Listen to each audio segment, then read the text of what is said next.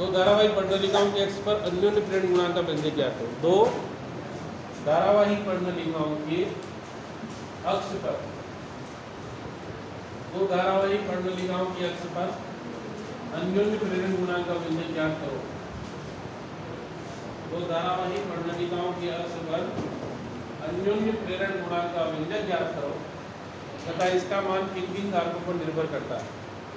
दो धारावाही पर्णलिकाओं के अक्ष पर अन्योन्य प्रेरण गुणांक का व्यंजक ज्ञात करो तथा इसका मान किन किन कारकों पर निर्भर करता है। तो ऐसे बनाएंगे अपन, ये देखो, ये पर्णलिका पहली है फर्स्ट, ऐसे ये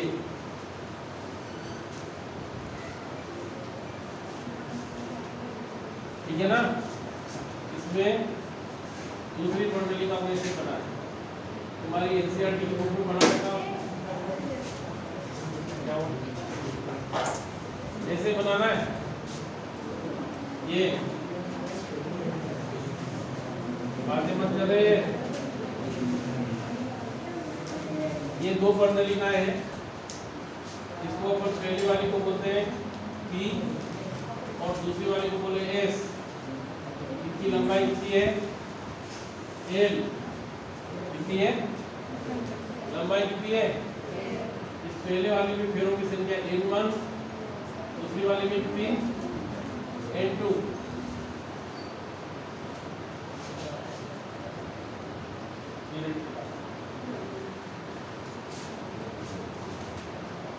पहली वाली कितनी है?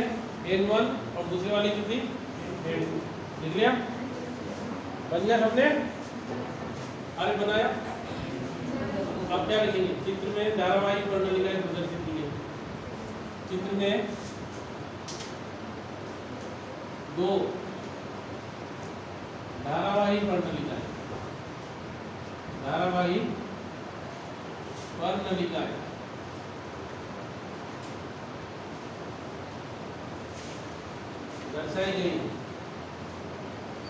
दर्शाई गई है, जिनमें कुल फेरों की संख्या,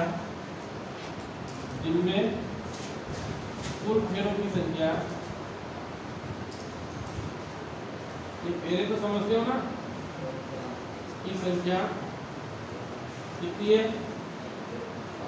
N1 और N2 है। कितनी है? N1 पर इनकी लंबाई कितनी है? इनकी लंबाई कितनी है? L है तथा इनकी त्रिज्या है, दोनों कितनी है? R1 और R2, दोनों भी अलग अलग बता दो।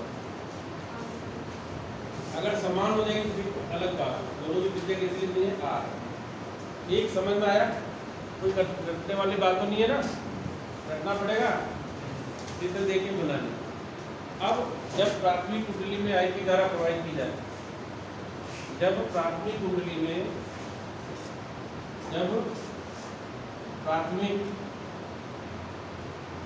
में कितनी धारा प्रवाहित की जाए? में आईपी धारा प्रवाहित की।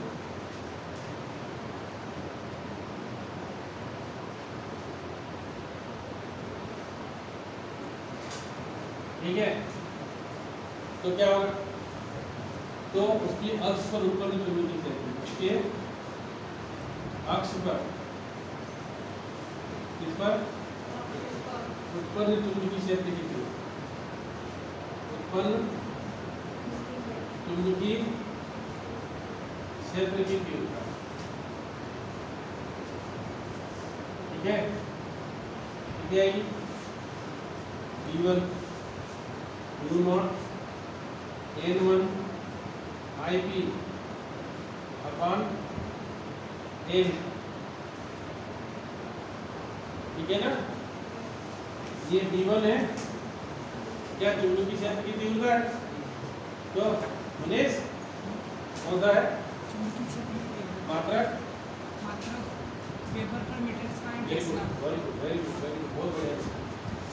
वेबर पर मीटर स्क्वायर। देखो बच्चों में बार बार पूछने का कारण ही रहा है कि मैं जितनी बार प्रश्न पूछूंगा आपके दिमाग में तंदुरुस्त विकसित हो गए और याद करने की प्रयास करो।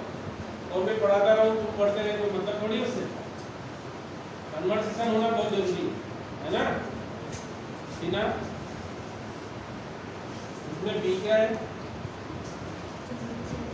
चुंबकीय क्षेत्र की और एन नंबर ऑफ टर्न्स या फेरों की। एन क्या है इसकी? अब जैसे अपन इसमें धारा प्रवाहित की चुंबकीय क्षेत्र उत्पन्न हुआ तो क्या होगा? चुंबकीय क्षेत्र उत्पन्न होगा तो फ्लक्स परिवर्तन होगा। क्या लिखेंगे तब? द्वितीय कुंडली से बद्ध चुंबकीय फ्लक्स। तब द्वितीय कुंडली से क्या लिखेंगे? द्वितीय कुंडली से बद्ध चुंबकीय फ्लक्स।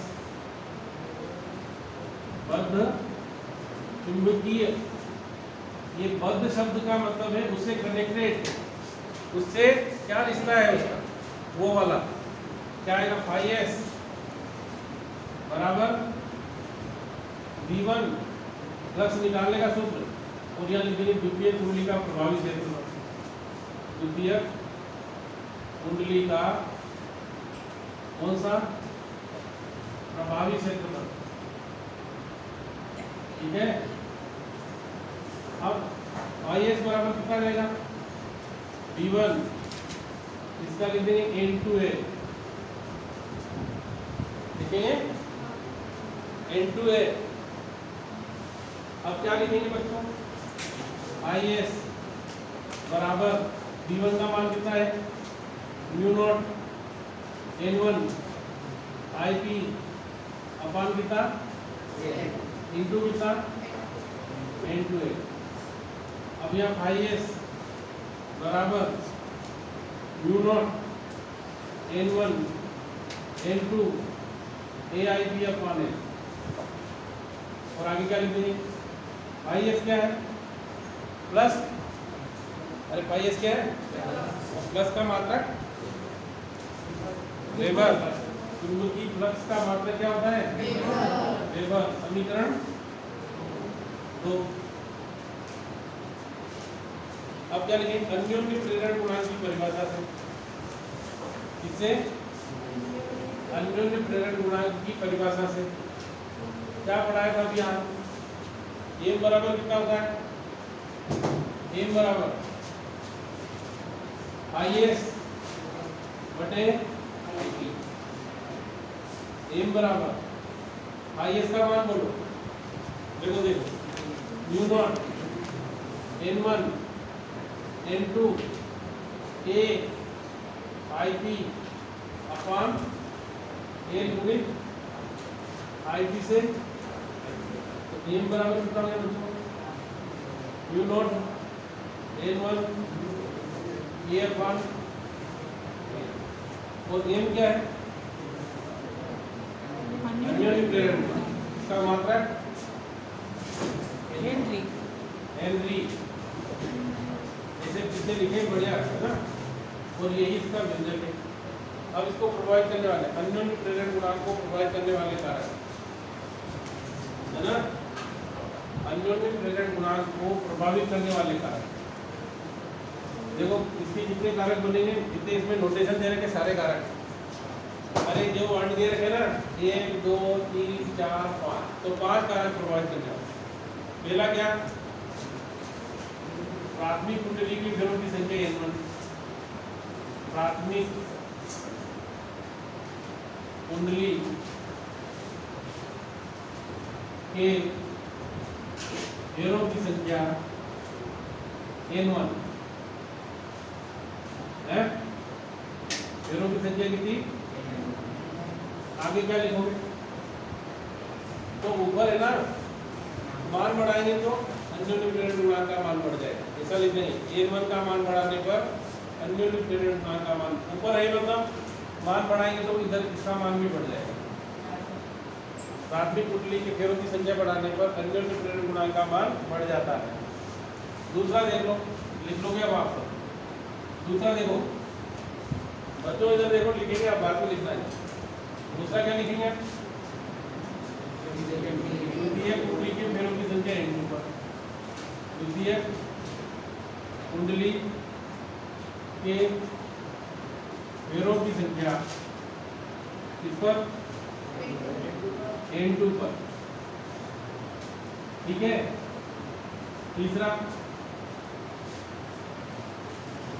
कुंडली की लंबाई, कुंडली की लंबाई कौन सी बच्चों, L पर। चौथा कुंडली के क्षेत्रफल, कुंडली के क्षेत्रफल किस पर, A पर। यहाँ क्या लिखेंगे, कुंडली का क्षेत्रफल बढ़ाने पर अन्योन्य प्रेरण गुणांक का मान बढ़ जाता है। और पांचवा क्या लिखेंगे, आपेक्षिक चुंबकशीलता।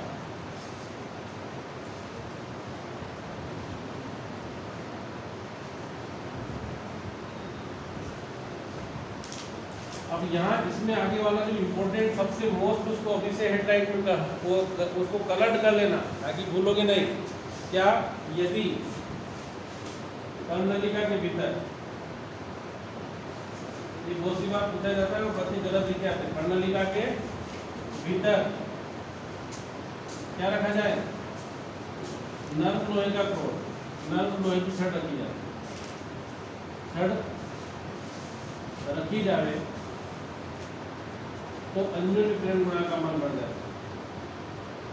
अन्योन्य प्रेरण गुणांक का मान क्या हो जाता है, बढ़ जाता है।